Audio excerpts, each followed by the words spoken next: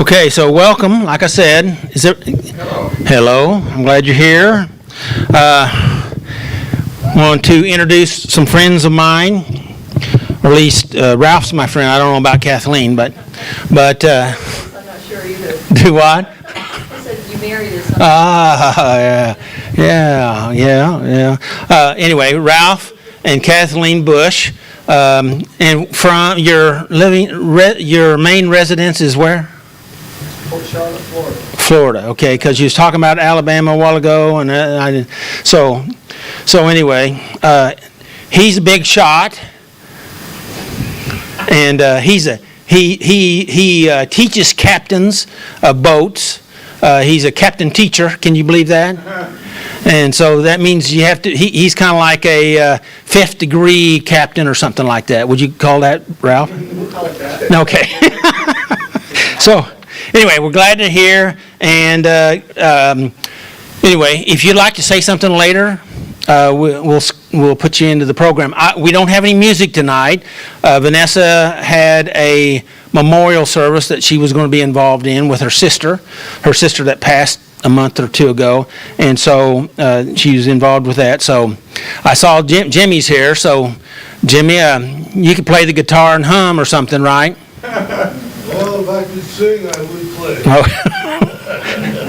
Okay, all right. So anyway, welcome to everybody out in internet land. We're glad that you're with us. This is Saturday Night Live, Life Recovery. We're here to help you to deal with the messiness of life. Anybody here have a messy life? Messy life. Or do you know somebody that has a messy life? Okay. And does their messy life affect you any? Yeah, make me feel better. Cars. Misery likes company. Yeah. Okay. And it seemed, how's the temperature in here to you guys? Is it good? Okay. Well, I'm hot. I just want to tell you that, Willie, I'm hot. It's down on 69. 69. Okay. All right.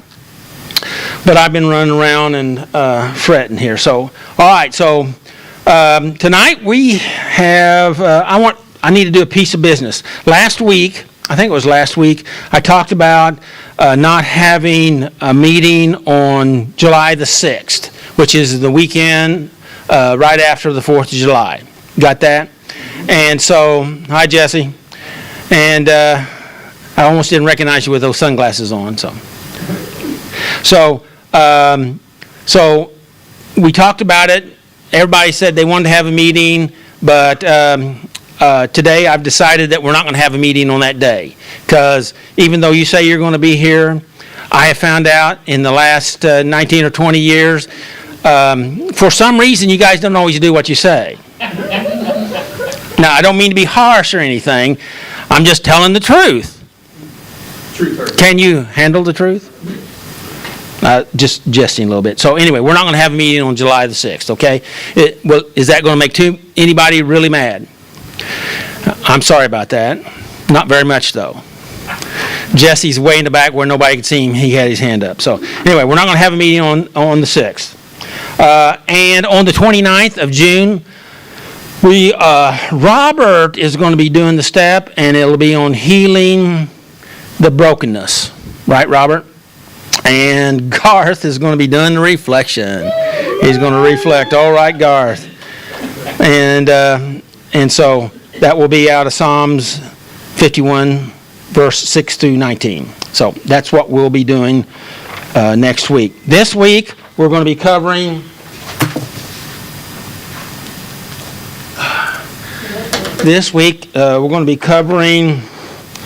God's abundant pardon.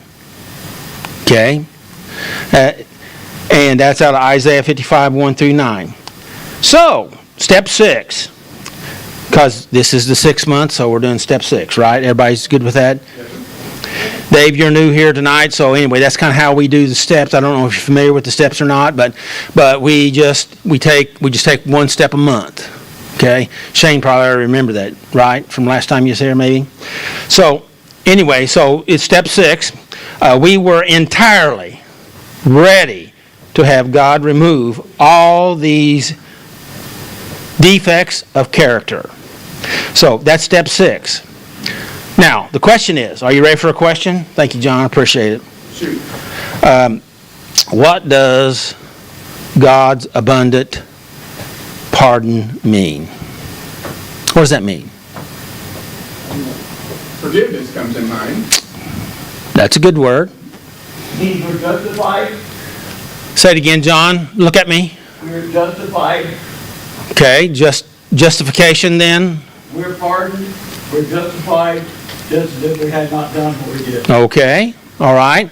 Well, We were guilty, but I think about a court case. Yes. or whatever, That we were, but we could go to hell or whatever, and we don't have to. yes, He's pardoned. Okay. You know, He- we accepted it. He's pardoned us. He's forgiven us of what we did. Right, He's forget. We did a horrible Yes. thing, but it's- That's a little different than what John said, But what I'm saying, I just think. but you're closer to the right. I just thought I'd let you know that, Miracle, because you always like, Arguing, throw you in jail. yeah. Not only for what we've done, but also what we do. Boy, that's good. That's- Man, can you believe that? That's a deal, right? Isn't that a deal? Would you make that deal with somebody? Nope. Come on. Would you make that deal with somebody? I'll forgive you for everything that you're going to do in the future. And I'll cover the cost of it. Yes? Wait a second. I can't pull it up. Malia. Malia, sorry. Okay, it's okay. It makes me think of grace, you know. I think it's similar, like doing what we did, but we're not getting what we deserve. Isn't that great? That is grace. That's good. That's good. Anybody else want to throw a... You know, and you mentioned kind of legal, pardon is as if you never did it. But Not according to the definition. I think, I was thinking that if you're pardoned of your crime, it's, Well, you have been forgiven. I see. Okay? And you, the consequences has been erased. So you don't have to suffer the consequences.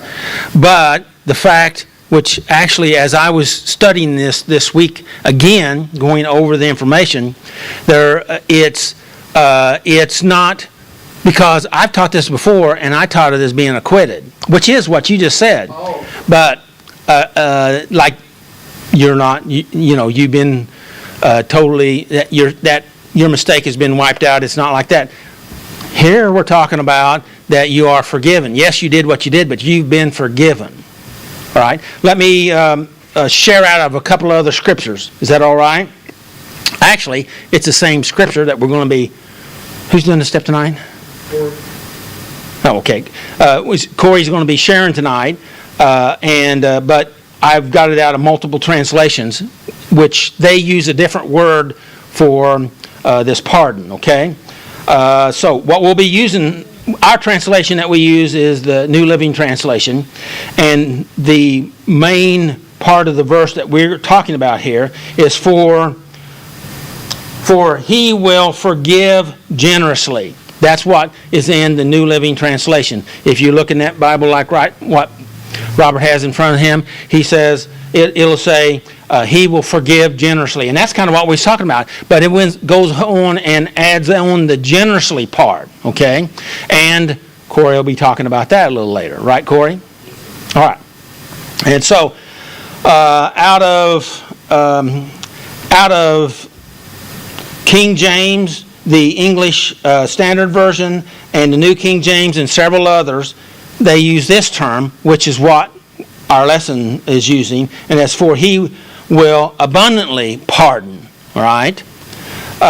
So in the New Living Translation, it says that he will forgive us generously. In several other translations, and actually the English, I understand, the English Standard Version is closer to the original. So it's saying abundant pardon, all right? And also out of the New International Version is a little bit different, but I thought it was good. It says, for he will freely pardon. freely pardon. Hello, everybody.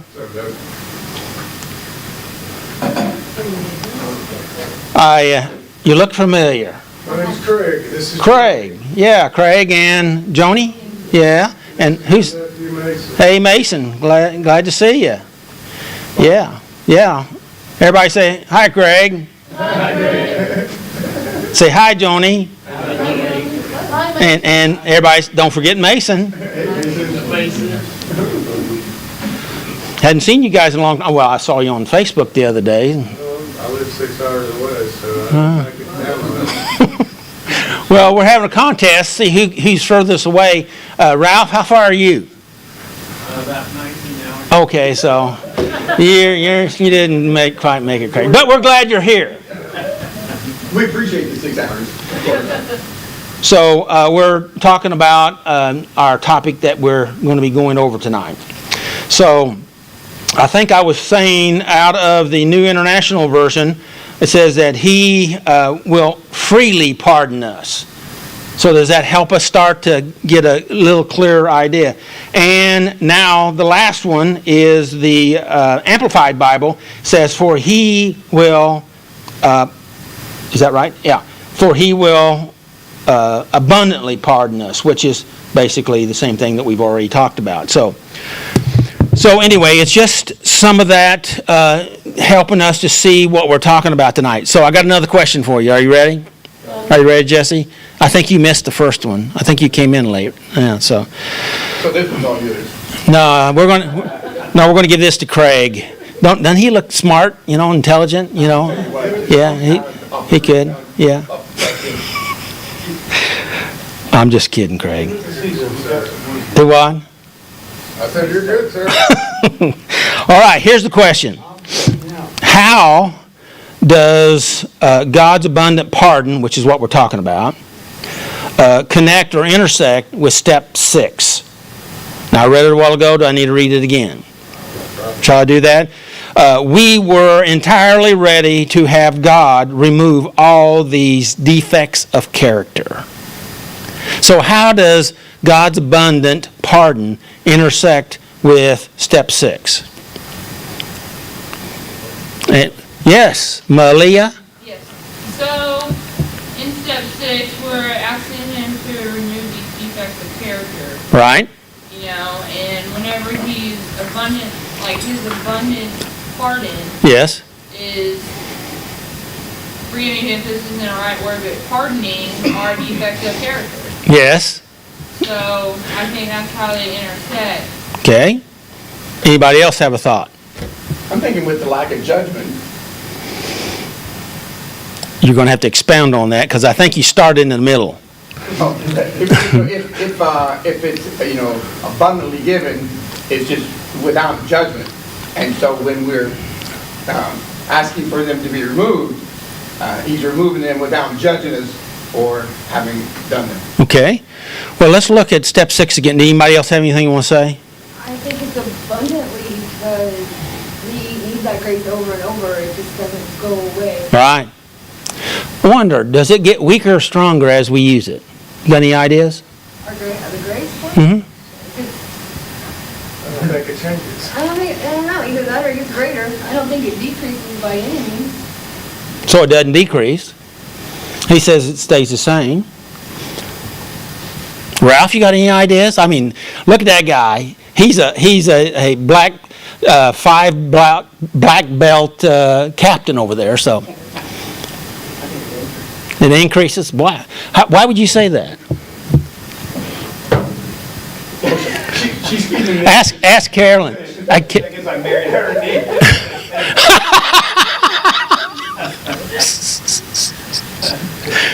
Okay. Anybody else comment? Robert, wait a minute. Here comes the facts right here. No. I think it also has to do with giving us permission to pardon ourselves. Okay. God pardons us and He encourages us to forgive ourselves. Because sometimes that's the hardest thing to do, is move on and say, okay, I know I'm messed up and I want to do better, but sometimes it's really hard to move past, you know. Sometimes hard to forgive ourselves. Hard to- How many have ever had any problems with forgiving yourself? The rest of you are liars. You want me to ask that question again? Go ahead. That's it. The only thing that, that I try to be real careful on using that statement, forgiving ourselves, because some religious people get really uptight about that terminology. And so I make sure that they understand that I understand what that means. And that is that we're appropriating God's grace of His forgiveness, and we're connecting with it, so we're applying it to our lives, which is another way of saying we're forgiving ourselves. But to satisfy their, whatever you'd want to call that. Huh? Uptightness. Well, that's one way of saying it.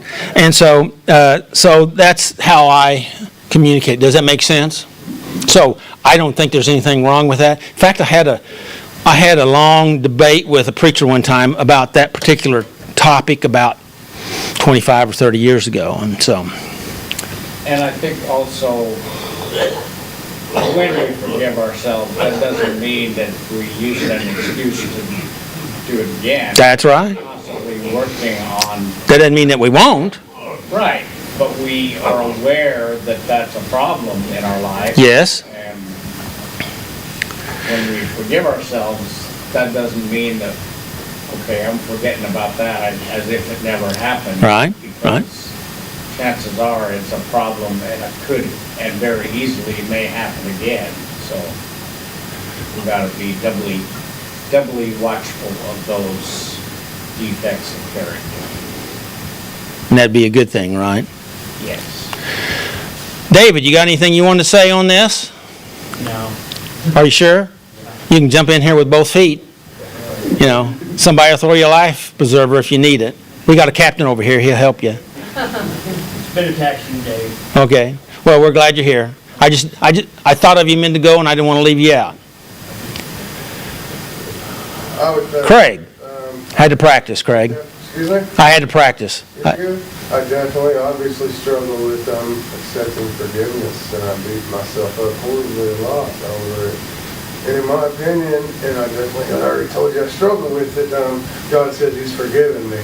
And when I don't accept that and believe that, and I struggle with it, I'm essentially telling Him that I appreciate His thoughts on it, but it's not that good enough for me, Mm-hmm. That's how I look at it. I'm saying, God, you're not good enough for me. And how's that work out for you? I still struggle with accepting it. I still think He just wants me to do it. Well, this is what I usually say, if you'd like for me to say it. I mean, it's your floor, I guess. Well, no, I'm asking for permission. Do what you will. No, I'm asking for permission. Please do. Are you sure? I'm not gonna beg you, I mean. Okay. Well, I usually ask for permission like 3 times, because that that helps you to open up a crack there where some of the information may go in. So is that okay? All right. What you're doing is you recognize that God's forgiven you because He said He did, and you believe that, right? Correct. Okay. And He's God, but you're saying it don't matter that you're God. I'm going to play God. That's how I feel that it comes across. Yes, but there's a reason why you do that to yourself. And it's not because you're a bad person. I say it's because you got a good heart. I appreciate that. You need to ask a question. How did you know? By what you said. And besides that, Question, I'm good with the conversation. okay, well, but see, I need you to ask a question. Do I? That pussy goes for a while to get there. So the question is, how would I know? Is because it's a common human behavioral trait to try to punish ourselves, to try to get ourselves to be acceptable to whomever we want to be acceptable to. Because we think if I punish myself, that'll make me better in the future. Is that correct or incorrect? I don't know that it'll make me better in the future. It's not- No, I didn't say that it would make you better. I said that's a belief that we have. Yeah, I don't know. I don't really think that's how I go about it. Then why do you do it? Maybe because I think I don't deserve that forgiveness. Okay, well then that's a little different problem. But then that means you're calling God a liar. That's kind of my point. Yeah? And so then the next step is, I bet you've forgiven somebody in the past. So it's not that you don't know how to forgive because I gotta forgive myself. but you know how to forgive because you've done it for others. Correct. And so you say you don't deserve it. And I don't want to, I don't want to forgive myself. Because if I keep punishing myself, then maybe that'll make me acceptable. But the fact of it is, has punishment ever made you better? No, it just keeps me getting stuck in the past. And if I can't get past my past, I have no future. And it also does another thing. Because the principle of practicing something, okay, the principle of practicing something is what you practice, you get better at. And what are you practicing? What am I practicing? On that level? I'm trying to forgive myself. No, you're practicing unforgiveness. Okay, that sounds probably appropriate as well. Okay, and so, and if we practice unforgiveness, then that means we get better at unforgiveness. So, Craig, here's my suggestion. Take it if you will. How about that? Is that all right? And I don't make very many suggestions, all right? Here's my suggestion, if you will. Will you take it? Yes, sir. Look at it. How about practicing forgiveness? Practice what you want instead of what you don't want. Now, it tastes terrible in the beginning. But just because it tastes bad, it's just because it's very unfamiliar. And whatever you practice, the principle is whatever you practice, you get better. What do you think about that? How do you practice that? You're talking about practicing forgiving others more or practicing forgiving myself more? You know what I mean. Not really. How do you go about practice? It's not gonna- Forgiving yourself. I forgive myself. Hey, take this pen. Okay? Hold the pen up like this. Squeeze it. Squeeze it. Squeeze it. Squeeze it. You're practicing squeezing. That's kind of like unforgiveness. Oh, don't set it down. I didn't say set it down. Squeeze it. Squeeze it. Now take your hand out over the table. Now open up your hand. That's how we do it. You practice it. You practice letting it go. Practice it. Now, when you opened up your hand, did you by chance feel anything? I kind of want to stick a little bit because my hands are sweating. Mm-hmm. I want to keep on to it a little. Sometimes that's the way it is, isn't it? But you also should have felt some tingling if you squeezed hard enough. There, yeah. And that's kind of the way letting things go in your spirit. Letting it go. Because, see, it's anchors. That's spiritual medicine. Soul medicine. What do you think? That's good, man. All right. Practice makes permanent. Don't pick it up. I was waiting on you. I think I'm practicing later in that. Okay. Practice makes permanent. That is correct. Miracle's been around a while. It's not practice makes permanent. Practice does not make perfect. Practice makes permanent. So, anyway, excuse me. Well, thank you, Ralph. So I need to get back on track. I think what I need to do is probably get out of the way. So, thank you for being here, Craig. Thank you for letting me interact with you. I hope that's okay with you. All right. And Tommy, come on down.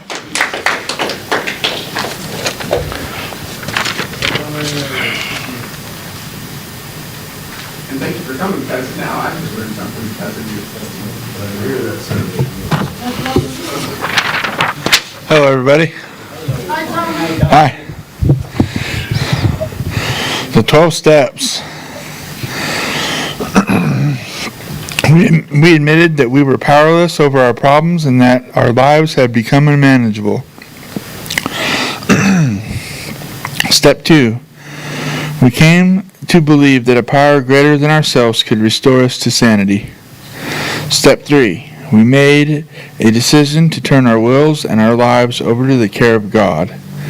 Step 4. We made a searching and fearless moral inventory of ourselves. Step 5. We admitted to God, to ourselves, and to another human being the exact nature of our wrongs. Step 6. We were entirely ready to have God remove these defects of character. Step 7. We humbly asked God to remove our shortcomings. Step 8. We made a list of all persons who we had harmed and became willing to make amends to them all. Step 9. We made direct amends to such people whenever possible, except when to do so would injure them or others. Step 10. We continued to take personal inventory, and when we were wrong, promptly admitted it. 11. We sought through prayer and meditation to improve our conscious contact with God, praying only for the knowledge of His will for us and the power to carry it out. 12. Having had a spiritual awakening as a result of these steps, we tried to carry this message to others and practice these principles in all of our affairs. And the one we're on now is step 6. We were entirely ready to have God remove these defects of character. Thanks, Donnie. Thank you. Willie, or Will. One of the wills. It's Corey, isn't it? No. Oh, Will, you're gonna do the, come on. Name right there, Will.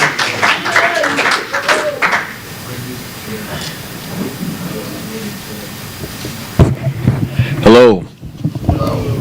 So loud. I'll put this down to where Corey can use it.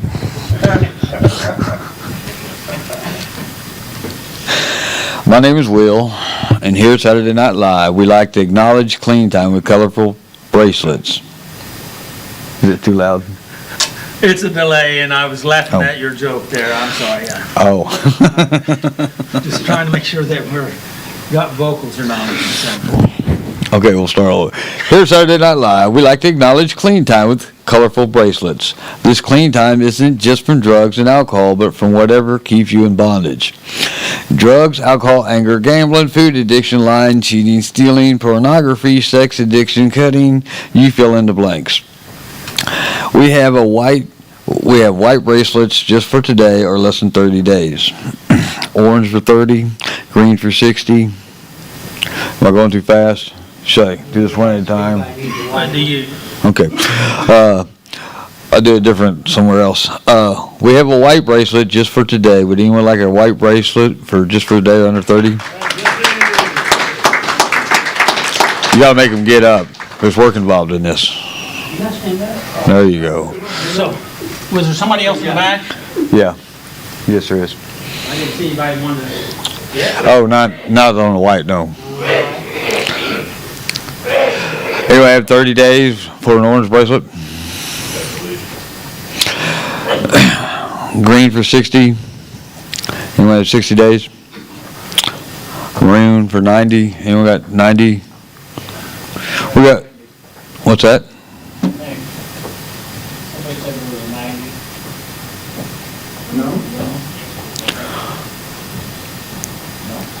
I just enjoy the awkward silence. We got blue for 6 months. Anyone got 6 months? Glow in the dark for, I'm just kidding. We got a yellow for 9 months. He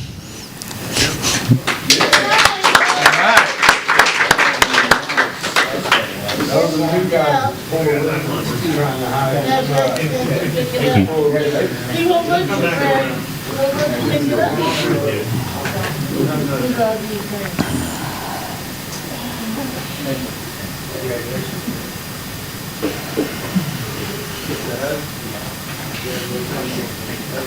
Congratulations. You too. 9 months. Oh, congratulations. It's okay. Thank you. Thank you. Glad you're here. Is that 3 people getting, wow. Congratulations, Malia, Shannon, and Dave. Anonymity, you know. I mean,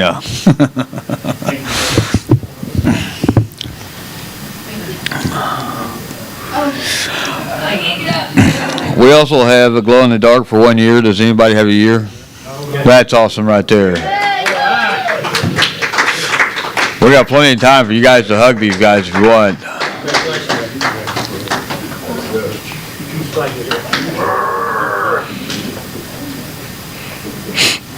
We have gray for 18 months,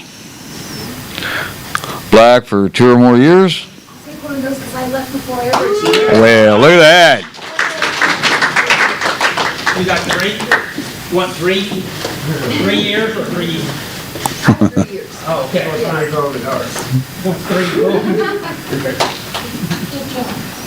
Well, we, Maybe 30 years was my all right.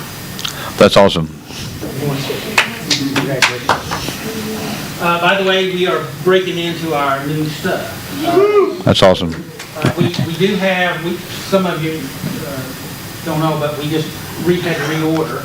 And there's one, they didn't send us one that was the right color. And so we're having to reorder it to get the right color. But it's silver, is it silver that we didn't get? Yes. So that's what? That's like 5 years? Okay, so now, for the one we don't have apparently, we got silver for 5 years. Well, I think we have one, right? Got one. Yeah. It looks great to me, but whatever. 5 years? We have gold for 10 or more years. Congratulations to everybody that got a key or a bracelet tonight. And thanks for letting me be a part of. We don't use, we all have today.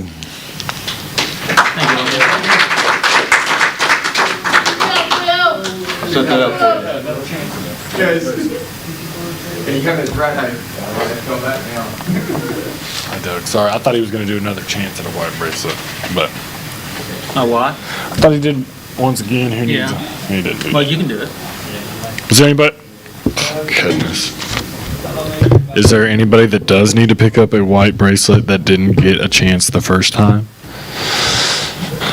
No? All right. Hello, everybody. My name. John? Anybody needs a book? You got a workbook, a Bible? Okay. Anybody workbook or Bible? We are going to be working out of the Life Recovery Bible and workbook. He would like to get a 3-month bracelet. All right. All right, Mason. I didn't know the color in 3 months. Green, maroon.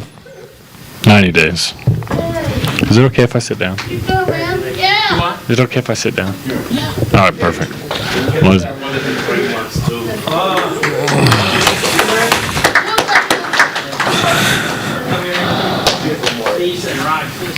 Congratulations.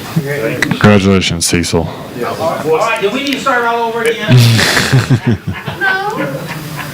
No. Just ask anybody else needs a bracelet. Does anybody else? I mean, we love it, we're glad. Congratulations, but we don't want to miss anybody. We don't want to miss it. Because this group feels like that's important. Yes. Amen. All right. Congratulations to everybody that picked up a bracelet. My name's Corey, and we're gonna be, hello. Step 6, God's abundant pardon. This is out of Isaiah 55, 1 through 9. The step is we were entirely ready to have God remove all these defects of character. I can start.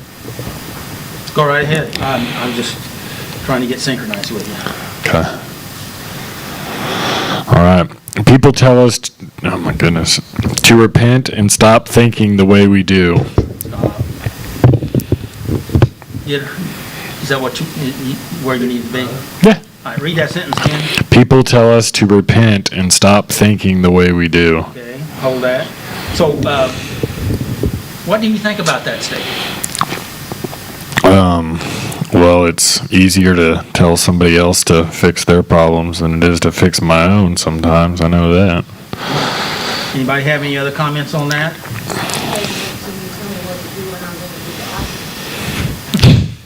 Oh, you mean that human thing that we do, right? Yeah, I understand. And so, do you agree or disagree with that statement? I agree that people do tell us that, yeah. Okay. I don't think it's smart. They tell us to repent and stop thinking the way we do. So basically, stop acting like that. Because like he's paid every conceivable, that you're doing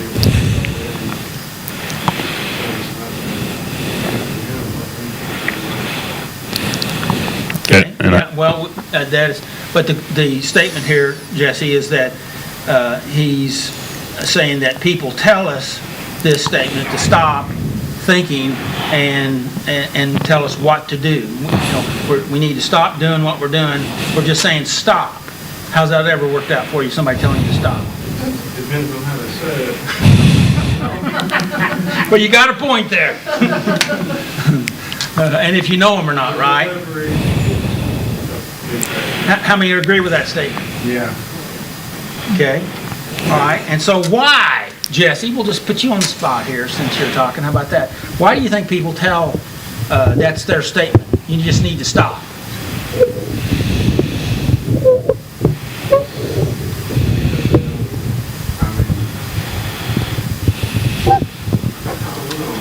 Okay. Can I answer? When he's done. Okay, sorry.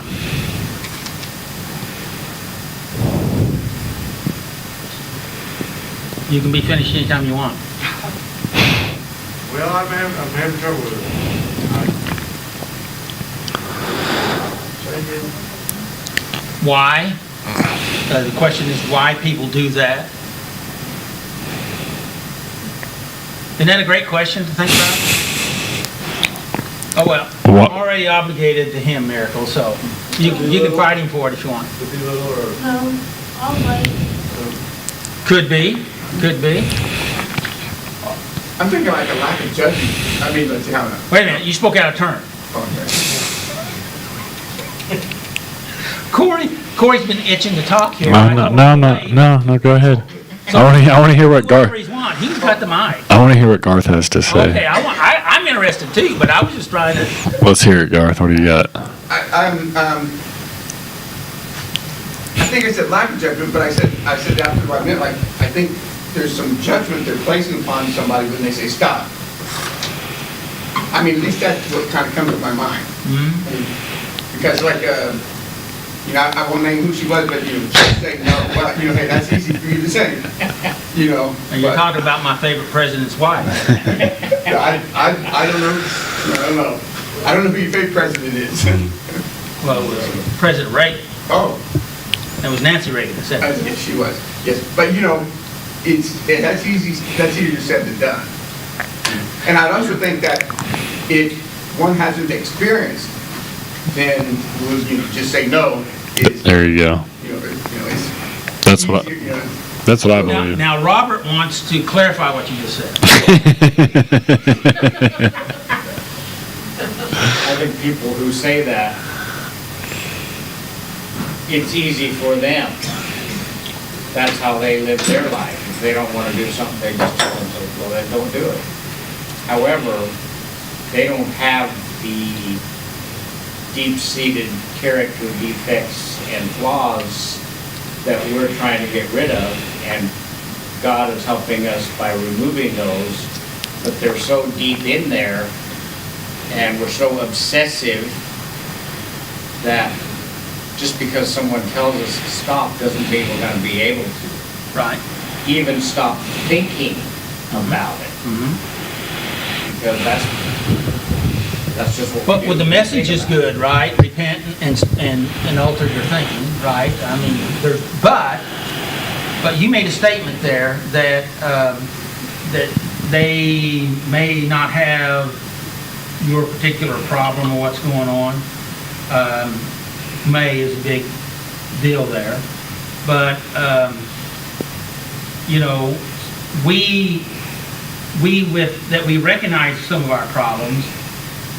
How many of us that sometimes tell others that are maybe newer in the room, and I don't know that it happens so much in this place, but that they just need to do what you say.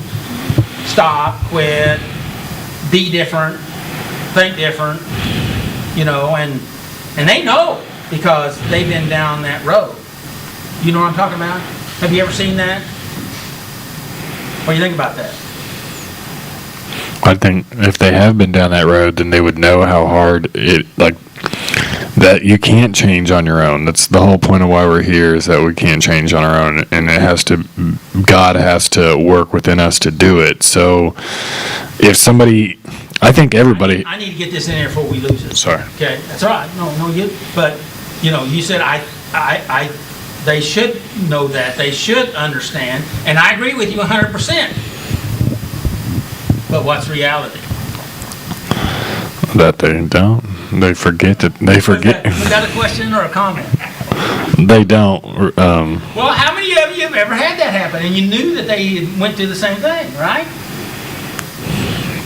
If you didn't, you will, right? You want to say something, Mary? What you're saying, why maybe they said that, just my thinking was that if you don't dwell on it and think about it, you might not do it? Is that possible?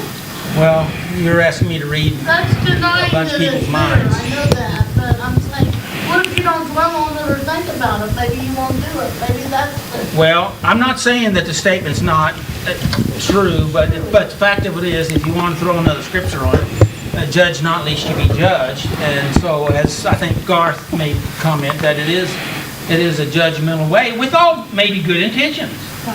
Okay? But the fact of it is, how helpful is that? Love never fails. Judgment usually cuts pretty deep.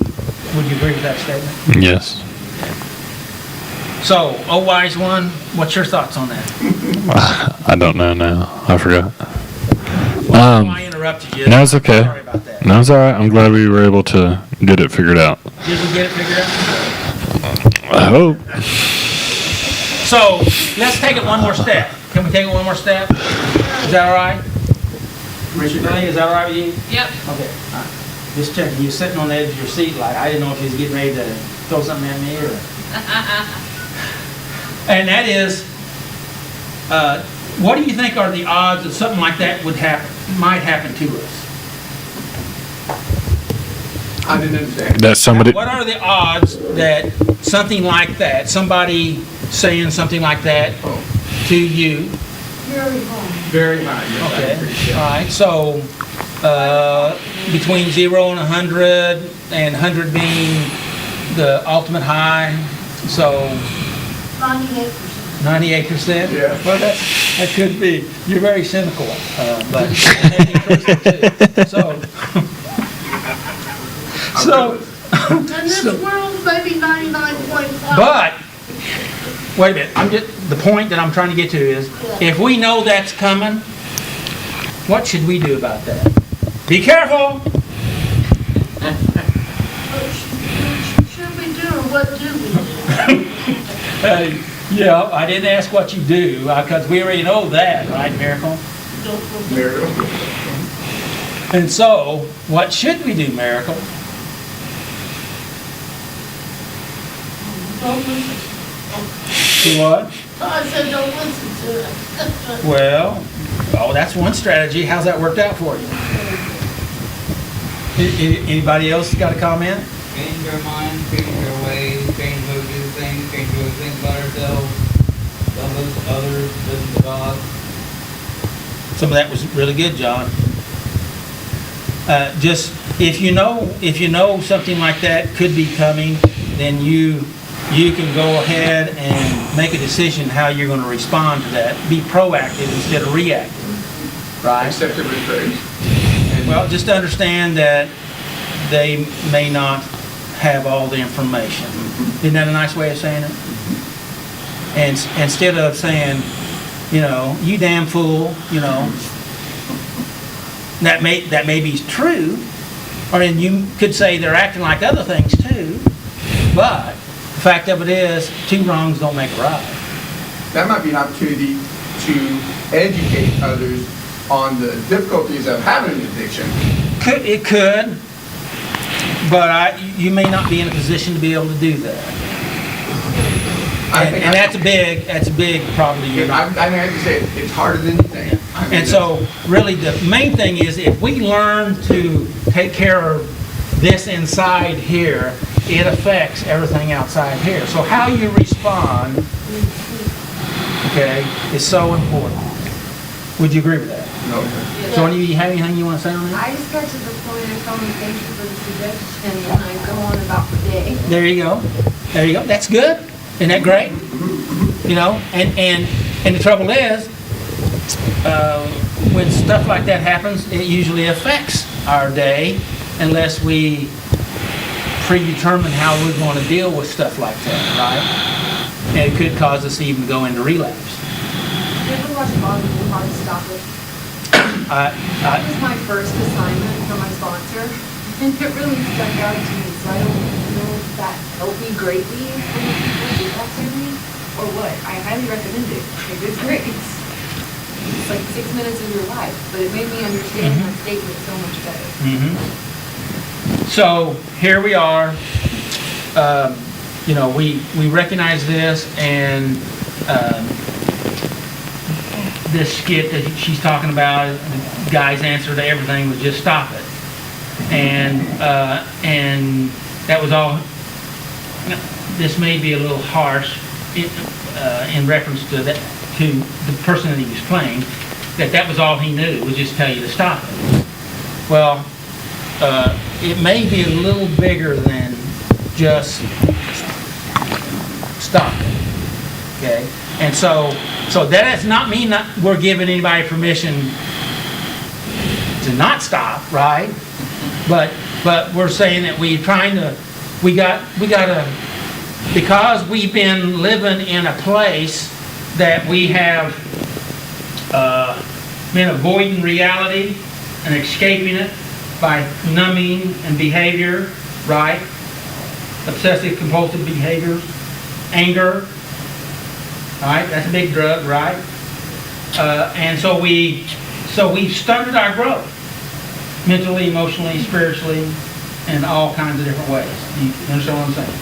And so what we have to do is we need to recognize that they hopefully it's with a good intention, and we take it. Thank you for your suggestion. I'll consider that, because that's really what I want to do. But saying that's not very helpful is probably not going to. That's not going to help you, and it's not going to help you. Would you agree with that statement? I don't have to be right here. Yes, I think if it comes from a place of love on their end or on your end, then it's okay. Because people can love you and still do stupid stuff, right? Hello. Right? And even give you wrong information. That doesn't mean they didn't love you. It just means they're ignorant of the facts. How many of us have been that way? I didn't ask for a show of hands, so. All right, Corey, get me out of this hole. People tell us to repent and stop thinking the way we do. Most of us would give anything to do this. If it were only that simple to stop our obsessive thoughts. When we are starving emotionally, it is almost impossible to stop thinking about what has fed that hunger, even when we realize it doesn't satisfy. People don't seem to understand. They may quote a verse like in Isaiah 55:7, "Let the wicked change their ways and banish the very thought of doing wrong." But we think, how? My thoughts seem to be out of my control. What do you think about that?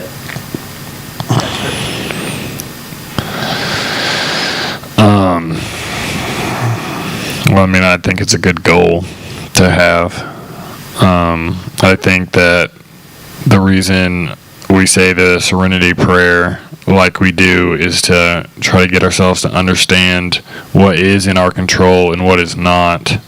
And take responsibility for what we can change and then let go and let God have control of the things that only he can change. So, I mean, So what about this, that I'm thinking that my thoughts are out of my control? I believe that obsessive thoughts can be out of control if you let them get there. I'm a firm believer that, sure, once you take yourself to a point where those thoughts are more likely to happen or more prevalent or being fed, then it can get to a point where it's out of control. But if you know that those obsessive thoughts can occur, you can make an effort to not go there. Well, what about this question he has in the middle there? How? With God's help. That sounds real simple. Well, and how can we control our thoughts, or how can we stop thinking with obsession? Is that what you're asking? Read that sentence again. Says, but we think how? My thoughts seem to be... People don't seem to understand. They may quote a verse like Isaiah 55:7, let the wicked change their ways and banish the very thought of doing wrong. But we think, how is that possible? My thoughts seem to be out of my control. And what's the question? Well, we think how, so I was wondering what your thoughts were about this how. Well, I think... My exact question down here that I've got written down here. Yes, sir, let's hear it. Any thoughts? Oh, of course. On how? Well, I was in a meeting one time and somebody shared, they said, I just don't know what to do. I cannot get myself to stop wanting to use. Okay. And that's everybody. And she didn't realize that. I think that's where we were all at one point, is it's not something that I can stop. If I get into addiction, then it is very difficult for me to stop. And I have been there where it's like, how am I supposed to... We had the sheriffs come to our house one time because somebody was... The sheriffs come to our sober living house one time, and the sheriff was telling the guy, he said, well, what you need to do is just not drink tonight, and then tomorrow come back and get your car, after the guy was already drunk. And that's not how people that are in addiction operate. So, I don't know if I control my thoughts, though, but I can definitely feed into them, or I can practice not letting them control me, I guess. Is that a good... Sounds like a pretty good idea. Okay. I wonder what the group has to say. What does the group... Oh, sorry. There we go. We got plenty of people. Woo! For the last 3 years, I knew I had to do something different. So every time... Can you speak a little louder? Every time my thought process is wrapped around anything I do that took me to that obsession and compulsion, I seem like a crazy person. I would take off scrolling and saying the Serenity Prayer. I would do anything to change that thought process. You do lots of practice, it works and works and works. Then the ones that I couldn't get rid of, my God thoughts. And I'm not allowed to touch those things. I'm allowed to pray on them once a day. Otherwise, I'm not allowed to touch this box. This box does not belong to me, or the contents of it. So that is how I've done it for 3 years. That's You good. can control your thoughts. You have to cut it off as soon as you know you're heading down that path. Mm-hmm. That's good. That's good. And so that everybody understands, be right with you, Shane, that... Shannon? Sorry. I found this at Dollar Tree. It says, give it to God. You can utilize anything. Right. It's just whatever you put in here, it belongs to Him. And every time I take it out and play with the things in this box, I'm the one that ends up hurt. Ah, good, So good. stop putting the things in the box. But your strategy there was, when you first started off there, was, I look like maybe a crazy person, but I go for a walk starting quoting things that are helpful to you. One is the Serenity Prayer, and that is, again, a form of directed meditation on what you want. It's practicing what you want, instead of practicing what you don't want, which is, kind of goes back to a former conversation we had a while ago. You know what I mean, Craig? Can you refresh my memory? About practicing what you want. You're just kidding me, right? Yes, sir. Thank you for the...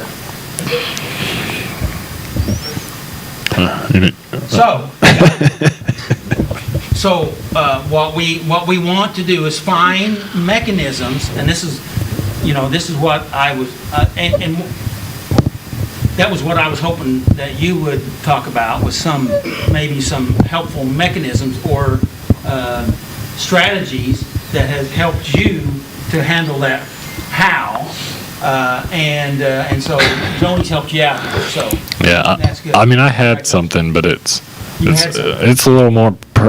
It's not personal, but there's things like, if I know that once I start watching stuff that I shouldn't be watching, I can't control it in commercials or scrolling through Facebook or something, but I can definitely not go looking for it.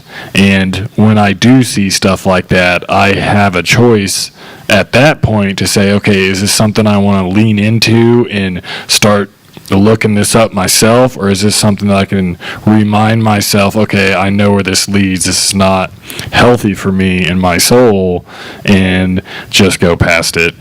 I'm a big believer that, it's like I have an obsession with drugs. So does that mean I can't go anywhere because I might use drugs? No, it means that I don't allow myself to get into an environment that drugs are prevalent and available, and I don't hang out with people that glorify drugs, because I know if I do, it will lead to me using. So if it's there, Strategies, good. okay, those are the strategies that I use. I don't, Work for you.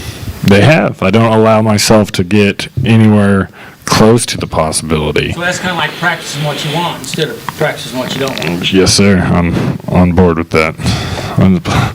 Thank you Craig for taking the time to bear that. Shannon? It is Shannon. Shannon. Well, there's been a lot going on, so Could you speak a little louder, please, Shannon? She kind of stole my answer because I was going to say. Well, go ahead and say it again, because you'll say it differently. Yeah, ma'am. Oh, go right ahead. I was going to say prayer. Because if you believe in God, like me, for example, I believe in God, so I also believe in the devil. And I believe that, like, let's say I'm having a good day, everything's going good, and then I'll have these intrusive thoughts, right? And I believe that that's the devil. And sometimes I don't have control over what I'm thinking, like, so somebody may make me angry, and I think, well, I'm mad at this guy now, I might kick his butt, and, I have that intrusive thought. So what I immediately go to is prayer. Because I realize that I'm not always in control over my thoughts and what happens to me throughout my day, but I'm in control of myself. So I pray, I use prayer. I say, God, will you please take that from me? Because I don't really can't control everything that happens in the morning, but, I surrender to God. So That's great. That's great. And both of you are talking about trying to shift your state, the state that you're in. Okay? Either you're going to be controlled by your state, or you're going to alter your state that you want to be in. Does that make sense? So, all right. Anybody else? Because, a thought is, a conversation I'm having in my mind, and if I pray, that's a conversation I'm having, and I can't have both. I can only have. So, well, if I'm talking here, then it's then it's going to take away, I think, from talking there. It's kind of the one that you stay with the longest, and that's what I'm going to say. Because those intrusive thoughts, like he was talking about, they'll hammer on you for a while, right? Cravings come and they last a little bit. They say, 10, 15, 20 minutes, right? As long as you don't feed them, they'll dissipate. You feed something else, which is what we're talking about, right? And so you go ahead and you decide that I'm going to do something else. Now, these all sound kind of easy, right? Almost as easy as just repent and, stop thinking that way, right? But it's not easy, but it is very healthy and doable. But it takes practice. And when you mess up, and you will, you realize it, you accept it, you deal with it, and then you move on, right?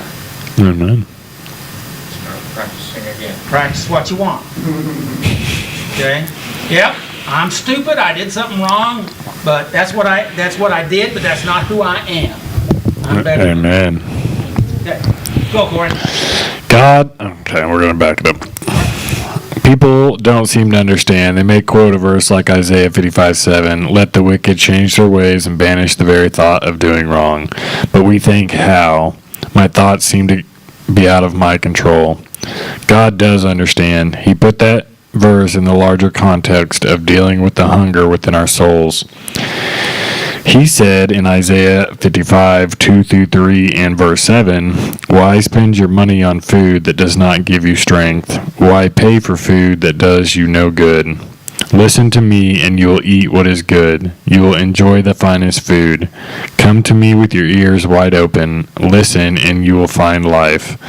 Let them turn to the Lord that he may have mercy on them. Yes, turn to our God, for he will forgive generously." The word translated generously can be understood to mean in progressively increasing measure each time we come. That's the first place. Yes, sir. So remember earlier we were talking about,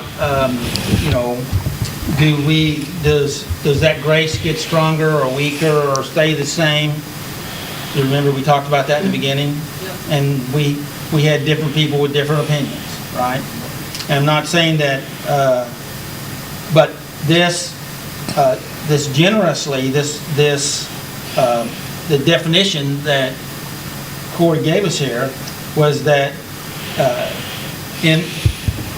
as we continue to receive that pardon or that grace or that forgiveness from God, that it continues to increase according to this definition. So I'm thinking that, as I think maybe Craig said, that I don't see how it could get any weaker, and I don't disagree with that. And maybe, theologically speaking, it can't get any stronger than what it is, but maybe we're able to appropriate it in bigger and more powerful ways into our life. Because we don't open up all the way in everything in every place. You know what I'm talking about? Yes. Two secrets here and there. And so, but as we begin to experience it over here, it is transferable maybe over here, and so then we have it, and it seems to almost, in a sense, feels like it multiplies in our life. Would you agree with that or disagree with that? Tommy, you been quiet. You got any thoughts? You don't have any thoughts? Oh. I was just thinking, I used to have a hard time forgiving myself too, and then hearing people say, well, you gotta change the channel. Good. And I did not understand what they even meant by that, like, change the channel, but I had such bad thoughts constantly. And it seems like over the years, they were right, I need to learn to change the channel.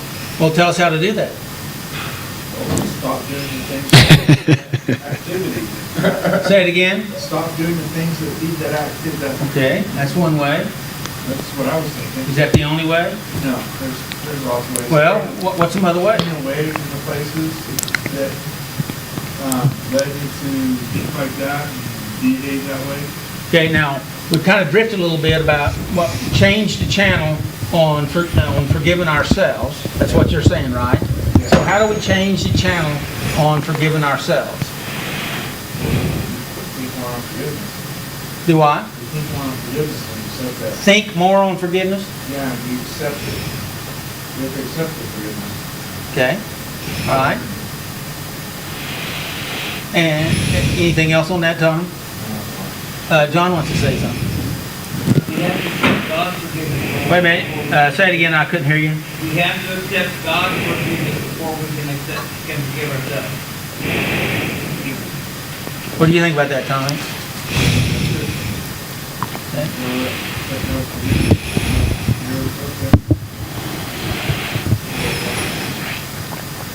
All right. Anything else?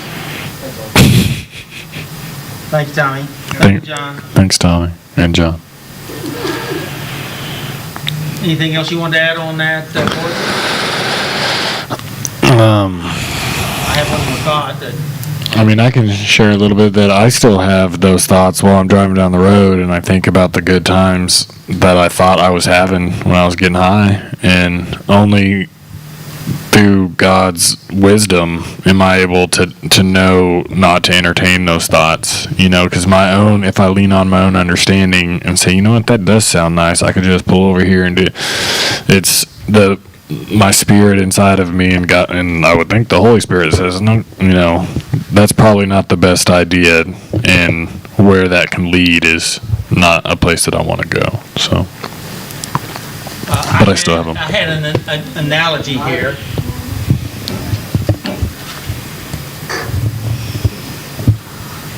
That's all right.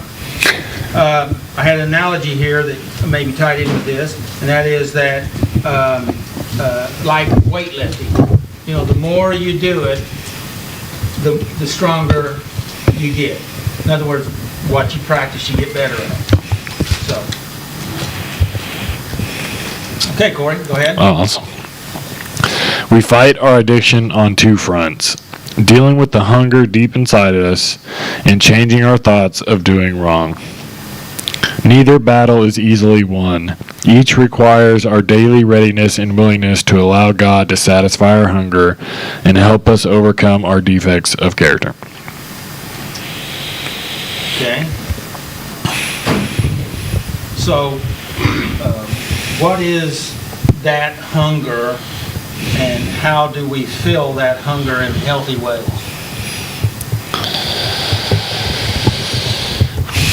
Well, that hunger, I believe, is a desire to be loved and a desire to be accepted and comforted and useful and with purpose. And healthy ways would be to lean on God and our families and those who care about us. Well, all those things sound pretty healthy that you said. Yes, sir. And plus those others. So what's your thoughts about this hunger that they're speaking about? Deep hunger, just deep hunger. The deep hunger to do well, or well, I could have a deep hunger of my flesh where I want to satisfy myself, or I could have a deep hunger to satisfy and please God, but I don't have this. I mean, at the root of it, I have a desire to not feel pain, and this. Well, the beginning of the statement there was we need to fight our addictions on two fronts. Yes, sir. And one front is this deep hunger that we have. Okay. Is that not true? That's what it says. I agree with that. Okay. And Abraham Maslow says that you know on the hierarchy of needs, that the first one is survival needs, the next one is belonging needs, wanting to be connected, which you made reference to in many ways. Yeah. And what do you think happens if we don't get those needs met? We try to find them on our own in places that are unhealthy. Would you agree with that? So we have this hunger, and we either find healthy ways or unhealthy ways. Yes, sir. And if it's unhealthy, then it sends us down one path. If it's healthy, it sends us hopefully down a different path. Yes, sir. With that? Yes, sir.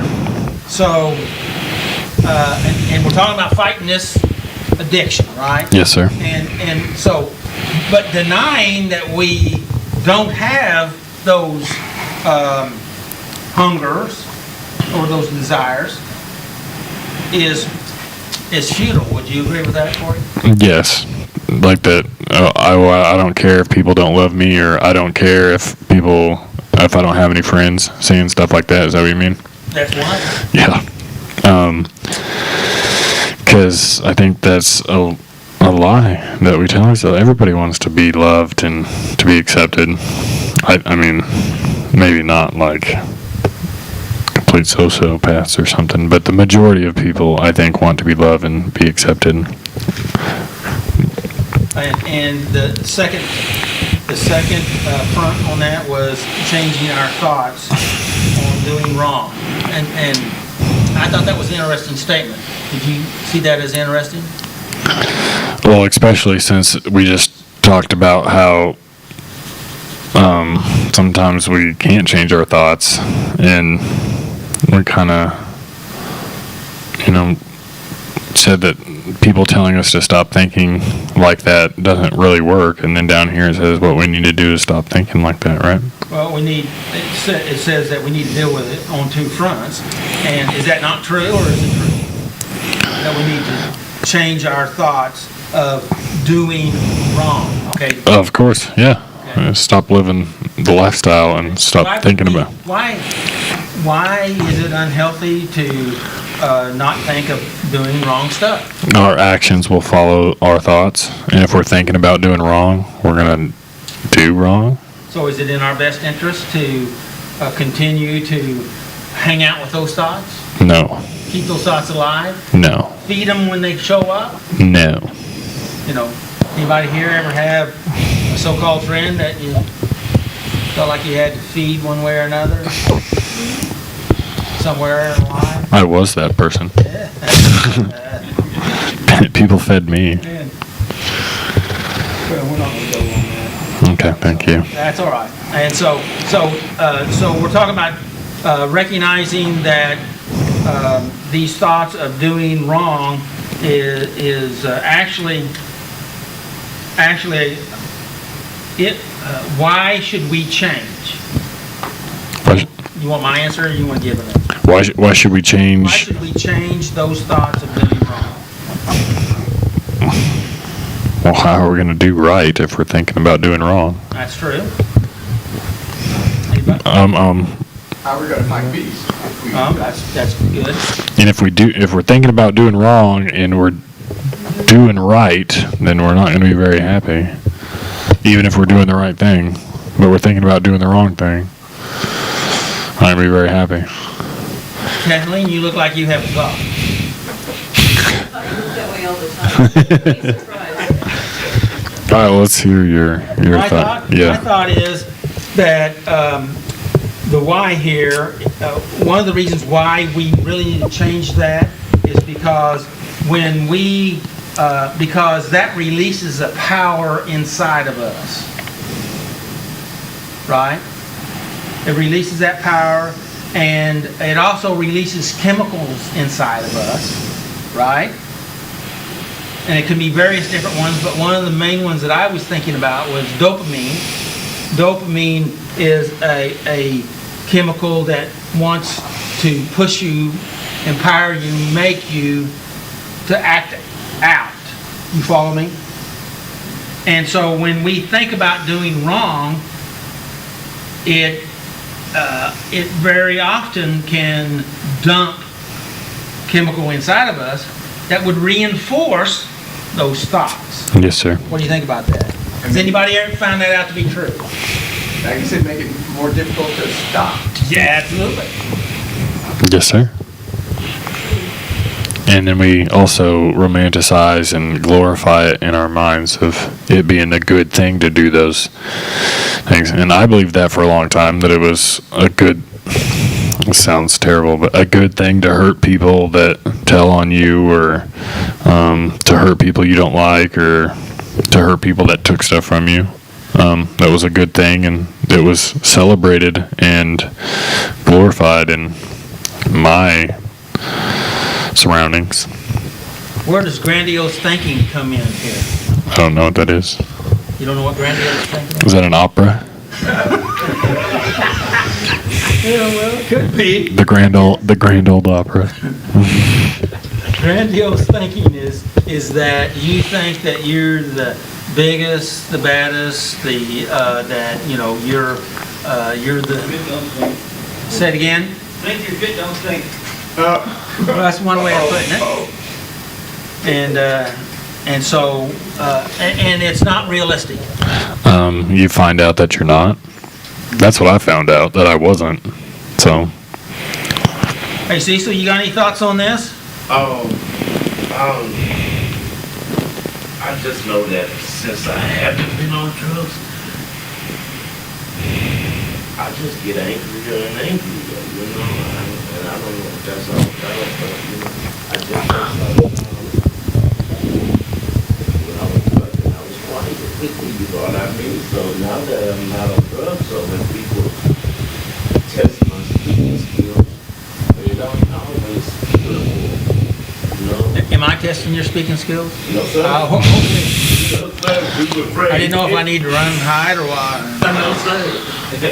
No, sir. So, Well- you know, I just think I'm more aggressive now than I was. Do what? And I know that's got to have God to get that out of us. you know? Okay, right. And you're wanting to do that, and you're turning to God, and you're looking for His help, and He'll reveal things to you as you go to help you to do that. Now, one of the issues here is you used whatever substances or behaviors in the past to either numb or avoid those issues or confrontations or people or life or crap, who knows what. Well, you know, I went through, I watched my mom take her last breath, you know, shortly after that. Mhm. My wife separated, yeah, my dad died 30 days later. So I was using enough to numb that pain. Yeah, yeah. I sit there and watch my mom go from looking normal to looking like a skeleton. Uh-huh. And that's painful. I had no enough to deal with.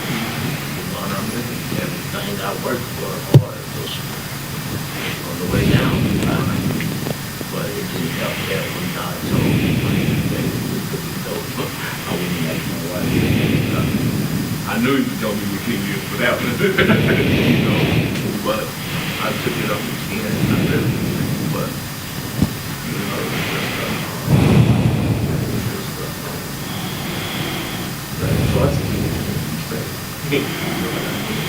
and I understood that part of the Bible when it said, if it's for a man to be married, that's good because he's gonna worry about the things of his wife. You know, when you're trying to live that life, it comes alive. You know, and so why would I ask her to come with me? And God just spoke to me and said, bring her to me. Well, we're glad you're here tonight, Cecil. I am glad to be here, but I told Jesse I'm I out. practically had to drag him here. This has been a couple weeks in the making. He's got a lot of really good knowledge. Oh, we're glad You you're here. just think I got He's it. my prayer brother at All right. Water Garden. Good deal. And so my anger get out of hand. You see me act up one time. Like that was not like you. You know, because we the Bible, you get some characteristics that God was talking about, you know, in Galatians, you know, the fruits of the Spirit, it works, but sometimes people bring them not really good fruits, you know. Well, I call them golden opportunities to try to help you learn and grow. Well, you know, What do you think about that? I'm just a critic, though. I'm not a critic. and I see everybody see me trying to be right, and I go and get out of my character. Like yesterday, I beat myself up all day. Because when I get angry and try to fight somebody, I feel like all my Bible skills just went down the hole. Well, just make healthy choices, right? Make healthy choices, right? And beating up on yourself, recognizing that you did something wrong, and do what we said a while ago about letting it go and forgiving yourself, and then let it go and move on. Amen. Be what you want to be instead of what you've been. Right. Corey? What did you learn out of this lesson? What did I learn? Did you learn anything out of this lesson? Yes. Good. Would you mind telling me? I learned Isaiah is a long book, so there's lots in there that I've never read or learned about. So, But see, we only had 9 verses that we were supposed to work on. I think It's all right. You can I haven't. I think it's important. Somebody explained to me one time that it's not always about hitting the mark and doing what we want to do, or what we're trying to do. So it's the fact that I want to do better, and the fact that I want to do what's pleasing to God. Sometimes that's all I get. I wanted to do right. I didn't do the right thing, but I wanted to, and I want to try better next time. Is enough sometimes. And I don't know if that was in there, but to be pardoned and to say, yeah, you did it, and you're going to do some even dumber stuff as you grow. But if my heart is in the right place and I'm leaning towards trying to be live a life that's pleasing to God, then He'll take care of the problems that arise from me growing. As long as we don't quit, right? As long as we don't quit. Don't sabotage ourselves. Yes, sir. Stay in it. All right, so what's What's your a takeaway? What's your takeaway? My favorite, one of my favorite stories in the Bible is Jesus and lay at the well, where he says, I'm the living water. And I believe that with every part of my soul, that I've tried to satisfy myself with lots of other things, and they work for sometimes for a little bit amount of time, or either that's not going to last, or the consequences from feeding on those other things is catastrophic. And I believe that Jesus and following his teachings is what's going to satisfy that deep hunger in a healthy way forever. And I made a joke the other day. Somebody's like, I'm lucky that I don't have to call somebody and buy this stuff from them, that I can just have it for free at home, and it's not dependent, because that was a real downside to doing drugs, is other people had that control over them and over me. And Jesus is right here available in my book for all times. And I don't know if I took that away from here, but I took it away from somewhere. Okay. All right. Thank you, Corey. Oh, you're welcome. Appreciate it. Yeah. Woo! All right, Willie. All right, now we'll get the rest of the story. Yeah, right. See, Corey's not all that tall. He was sitting on a stool, though. Oh, well, burst my bubble. Sorry. There, see? Pull it up a little bit. No, we're about the same size if he's sitting down. So anyway, hey, good evening, everybody. How we doing tonight? Good. We're done. Oh, okay. Don't work that way. Question number 1. In what ways have I tried to fill the hunger of my soul and the thirst of my spirit with other substances and behaviors instead of trusting and following God's will. Question, been easier to ask, what haven't I tried? I mean, really. And you go out there and you know it's wrong, you do it anyway, then, you're trying to basically play God at that time. And it leads you nowhere. I let anger get the better of me all the time.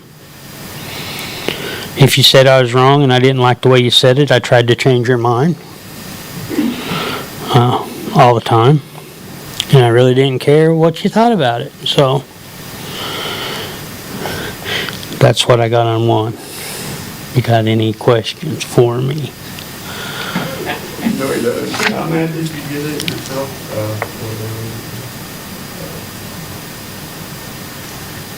Whatever that morning you got mad at yourself?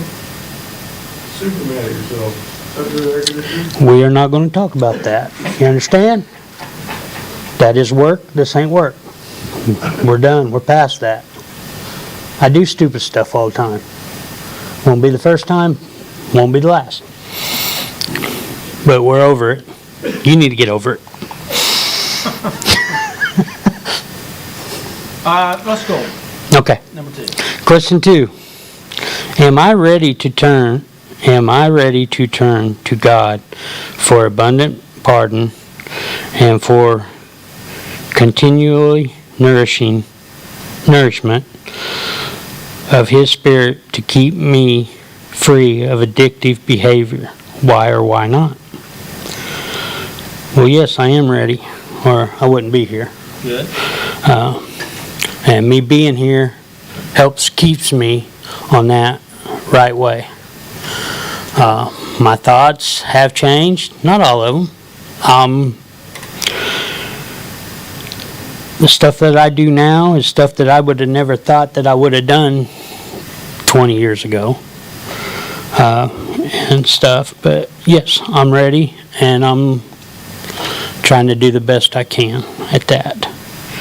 And like Jesse was saying, something happened earlier this week that I did a stupid thing that I knew, it wasn't that I did it I knew I should have done it. I knew what needed to be done, but I overlooked a simple task that would have saved me half a day to 2 days work if I would have just remembered that little thing. And yes, at that point in time, I was ticked. It took me about 15 minutes to get over it. But I went on. But 15 minutes in years gone by, how long would it have taken? 2-3 days in lockup. Yes, you were in jail longer than that. 5 days for the main one that I done, yeah. So, congratulations. I thought I did good, yes. Question number 3. Do I believe, not just in my head, that the life God has for me will be more satisfying than the one I have lived under the cloud of addiction? Is my heart willing? Yes, I do believe that 100%. I do not look back on what I have done anymore, because that is not what I want to be. That is not what I want to be remembered as, but it is what I've done. God forgive me. I am forgiving myself on most of it. But like I said, it's hard work. It's taken a while to do, but eventually I will get there. And what I do from this day forward, I won't have to look back and say, hey, do I need forgiveness for that? Because I don't know. I've already got it on that. And when I start thinking with my heart instead with my head, it works out a lot easier in the long run. Don't say it's easy, but it does work out better. So in the first part of that question, it Okay. says, do I believe, not just with my head? What does that mean? Oh, is it just not people say, hey, do you believe this way? And you're thinking, you know, hey, I think that's the way I should believe it. Oh, wait a minute. Let me slow down here a minute. Say that question again. Well, you can read it if you want. Do I believe, not just in my head? Yeah. Well, that's making you think deeper than asking out of the heart instead of what the first thought pops up on Like that. fast and slow thinking. Right. Right. Okay. Exactly. I was getting to that. I'm just slow at it. Well, fast and slow thinking may or may not be a part of that, but it could be, that's a title of a book. But do I believe, not just in my head? So we're talking about, there's a cognitive, what we'd call belief, and then there's another kind of belief. Well, what would that other belief be? Garth? No, I don't know, but I'm trying to think, you know. I think cognitive, that'd be kind of superficial. Cognitive be in your head, thoughts. Yes, yes. But you It could be superficial, but it could be, there are churches that are strictly focused on cognitive issues, just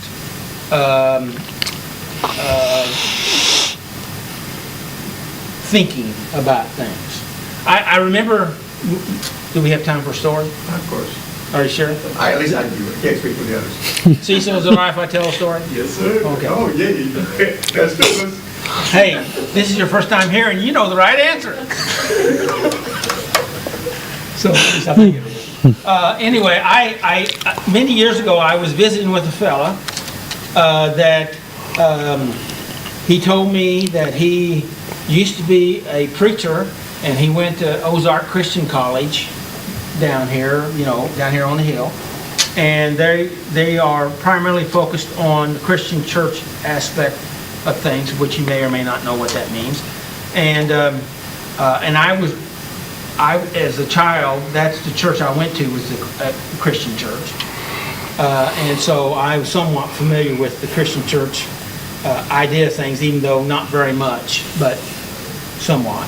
And he said, now this is just what he said. I'm not making a statement about everybody or all organizations. This is just what he said. He said, well, I went to school. I went to Ozark Christian, and I went into the ministry and was a pastor for 10 years or something like that, if I remember correctly. He said, but I wasn't saved. In other words, he wasn't a Christian. He functioned like a Christian, all right? But the way that he communicated it, it was all in his head, all right? Not in his heart. Now, a lot of us want to live out of our head. I, for a good portion of my life, just lived out of my head. Because I didn't want to have anything to do with feelings and heart stuff. You know what I mean? Right? We could go into that, but I'm not going to. But, so I think what they're talking about here is, I heard a psychologist say this the other day, and I thought that was so good. He said, there is head knowledge and there's heart knowledge. And I was a little surprised that I heard it from a psychologist, but it was good. And so we're talking about now. Sometimes we have to renew our thoughts, right? Be not conformed to this world, but be transformed by the renewing of our mind. Romans 12:2. But we also sometimes have to be careful and soften up our hard hearts. Anybody here ever had a hard heart? I can raise both hands on that one, right? And so I just thought we ought to point that out. Any comments? Ralph, you look like you have something you want to say. No? Okay. Anybody else? Scared, huh? I'm scared. You ain't scared? No, because, you know, if it's just got in the head, it's like, you know, I may not mean it. I mean, I'm saying it because I know it's the right thing to say, and it's the right thing for me to do. But in here, I don't feel it, or it's difficult, you know. If it's not here, then we're less likely to, you know, to do what we, you know, are saying. And I'm glad you said that, Garth, because, see, one of our biggest issues in life is not being aligned. You know, our head thinks one way, our heart thinks another way, and how does that work out for us? And what we have to do is bring in alignment. Okay? We're a little past time, but I'm going to throw this information in here. There is a research center called the Heart Math Institute, and you can look it up. And they talk. One of their big items is about the heart, that how the heart has power. We think that the brain has power, but they said the heart has more electrical power than the brain does. And this sounds strange, but this is based on their research, that they do a random generated picture with people, and they see what reacts first, their head or their heart. Which one you think reacts first? Yes, the heart.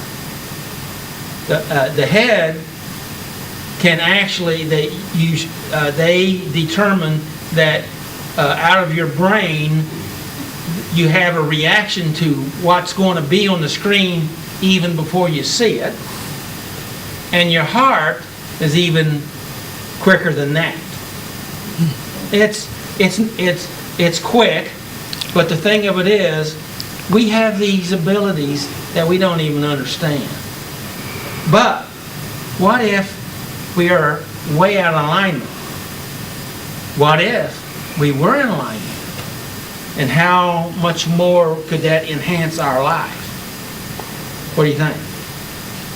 Is that too much? You know, and what you said happened to me the other day. And so he and I were walking down the sidewalk, and I said, oh, because I saw something that I thought was a dead rat or what have you. And we got to find it, and it was a turd. I'm just saying that my heart, seriously, my heart acted first. That, right. You know, because it, you know, I just see it, and I was like, oh, you know, poor thing. And then, you know, it's a turd. I was like, so the But you got a good heart. That's an example of it, yeah. So, Willie, what'd you get out of this lesson? What'd you learn? Slow down on what I think about. And if it's right, act on it. If it's not, throw it away. Good. So what's your takeaway? My takeaway? That is very tough for me, be honest with you. Well, you don't have to say anything you don't want to say. I just hope that someone else can learn the way that I have, or not the way that I have, but the way that I said can help them learn to help them get on the right path. That's it. All right.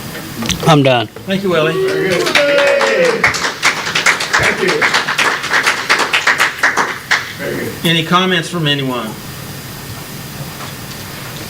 What a great evening. Did anybody learn anything tonight? What was your takeaway? Uh-oh. That cracks Robert up every time I say that. I'm good. I'd like to say something. Shoot. I think it's when people were talking about, we have to learn to fill our thoughts with something to replace those thoughts that led us to our compulsion. Uh-huh. So for me, I knew that that my thoughts would automatically go to, how am I gonna gamble? That's my big deal, you know? So I had to fill my life with things that would occupy my time and my thoughts. So I started reading a lot more. I started to go to meetings. I started to go to church. Started to make friends in church and in the recovery groups. And it's just absolutely amazing how much different your life can be if you will just make those small changes. And That's a great statement. Small changes. That's a great statement. yeah, and we don't want to minimize what we can do, and I'm so thankful that people have been encouraging me to do those things, because without it, I would be in the casino, as much as possible, and my life would be crap, So I know sometimes we think we can't get over it, but we can. We can. Take advantage of the people around you here in these recovery groups and in church and wherever. Listen to them and make friends with them and make sure that your life is full with good things instead of bad things. That's good. Thank you. And when I recently relapsed, and so I stopped and I'm laying there, I'm feeling bad. Yeah, my thoughts were not, oh, I need to go get some more to feel better. It was thinking about, like I like to get better, Yeah, I missed out, so. Is it all right to say, I'm glad that you missed us? And we missed you too. Anybody else before we close? Tommy, you have something? Cecil raises his hand. Like I saw it. Well, that's what you want me to say, brother. 2 Corinthians chapter 5, verse 7. Huh? Yeah, I was sitting over here going nuts, trying not to say that. I'm stuck on it right now. 2 Corinthians chapter 5, verse 7. That's what helped me get through my day. Good? Yeah, I started to have a hard time closing my eyes. Good. And see, and when you feel, like he said, when you fill your heart, your life, your mind with good things, because the reality is you can only think on one deep thought at a time, and you get to choose that thought. Chapter 5, verse 7. Trusting him is like this.